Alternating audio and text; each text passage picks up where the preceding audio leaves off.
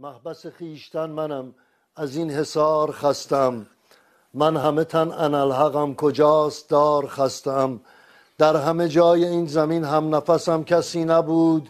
زمین دیار غربت است، از این دیار خستم.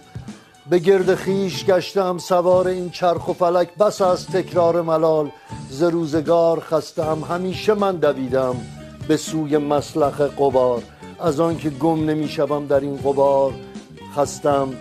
قمار بی برنده ایست قمار تلخ زندگی، چه برده و چه باخته، از این قمار خستم.